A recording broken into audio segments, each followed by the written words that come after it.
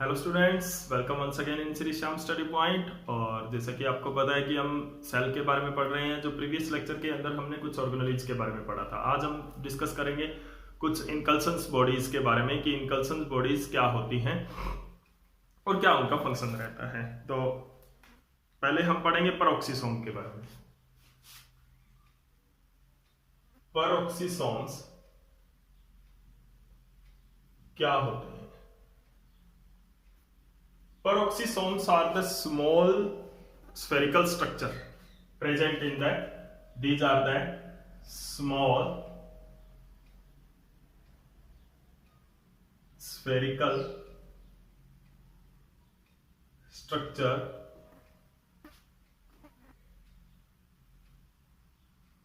present in the cytoplasm, present in the cytoplasm. ये आपको दिख नहीं रहा है, यहां लिख देता हूं। साइटोप्लाज्म के अंदर प्रेजेंट स्मॉल स्फेरिकल स्ट्रक्चर्स होते हैं which contain oxidative enzymes. Oxidative enzymes होते हैं इनके अंदर। तो साइटोप्लाज्म के अंदर छोटी छोटी इस तरह से स्ट्रक्चर्स होती हैं, इनके अंदर क्या होता है? ऑक्सीडेटिव एंजाइम्स होते हैं।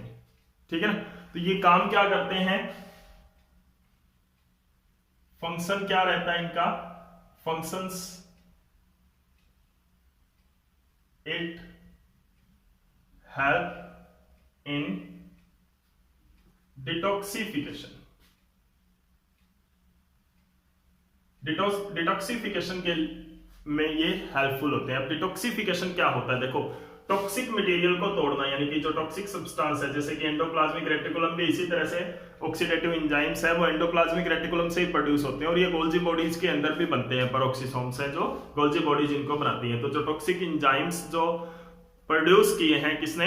एंडोप्लाज्मिक रेटिकुलम ने, वो एंजाइम्स है उनका क्या बना देती है? मेम्ब्रेन बाउंड पेरोक्सिसोम्स बना देती है। यानी गोल्जी बॉडीज के अंदर जब वो पैकेजिंग होके निकलते हैं तो वो पेरोक्सिसोम्स बन जाते हैं, उनको हम पेरोक्सिसोम्स बोलते हैं। इनके अंदर ऑक्सीडेटिव एंजाइम्स होते हैं जो कि जितना भी जो टॉक्सिक सब्सटेंस होता है सेल के अंदर, यानी जो पॉइजनस सब्सटेंस होता है, उनको ये क्या कर देती है?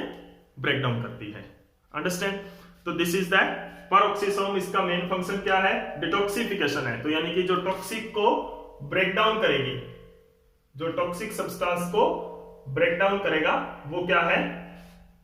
पेरोक्सिसोम्स है। क्लियर है? ठीक है ना? तो ये क्या है? पेरोक्सिसोम्स, जो कि डिटॉक्सिफिकेशन करेगा टॉक्सिक सब्सटेंसेस से जो सेल्स के अंदर है। उसके बाद में जो सेकंड है हमारा, जो इनकल्सन्स बॉडी है,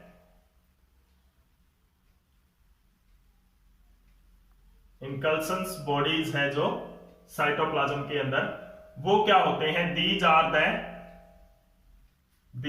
आर स्मॉल स्ट्रक्चर्स लाइक, जैसे कि ग्रेन्स, ग्रेन्यूल्स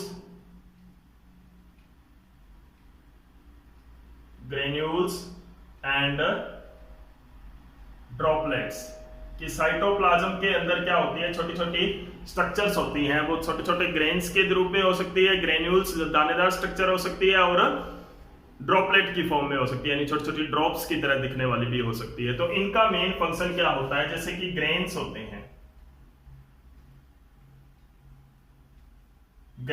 हैं, ये क्या होते हैं? जैसे एग्जांपल इनका स्टार्च ग्रेन्स होते हैं इन पोटैटो के अंदर क्या होता है? पोटैटो ट्यूबर, जो पोटैटो हम खाते हैं उसको पोटैटो ट्यूबर बोलते हैं। ठीक है ना? तो उस पोटैटो के अंदर क्या होता है? छोटे छोटे ग्रेन्स होते हैं जो स्टार्च के बने हुए होते हैं। ठीक है ना? Small grains of starch. ठीक है? और ग्रेन्यूल्स किस में होते हैं?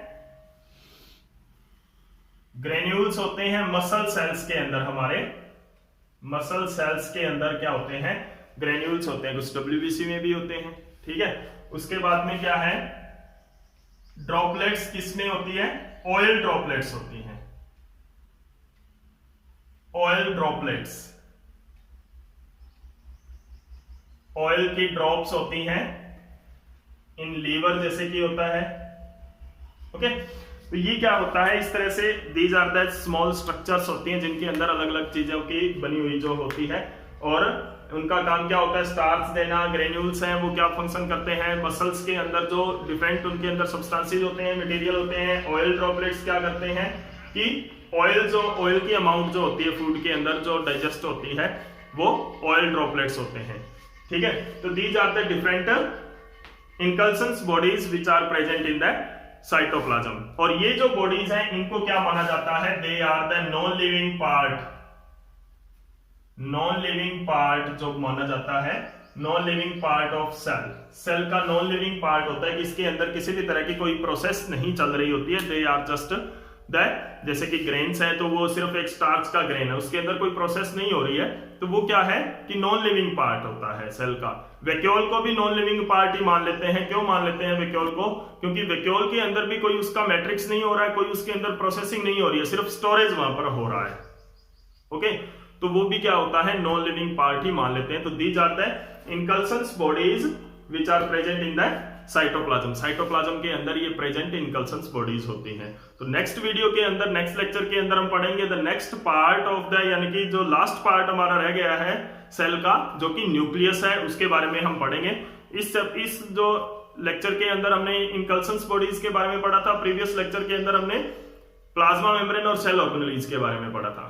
ओके, तो नेक्स्ट लेक्चर के अंदर हम न्यूक्लियस पढ़ेंगे, जो कि मोस्ट इंपॉर्टेंट पार्ट है जो हमारा सेल चैप्टर है। उसके अंदर बहुत सारे क्वेश्चंस उसके अंदर कंपटीशन एग्जाम में भी बनते हैं, और बहुत सारे क्वेश्चन उसके आपके फाइनल एग्जाम में भी बनते हैं।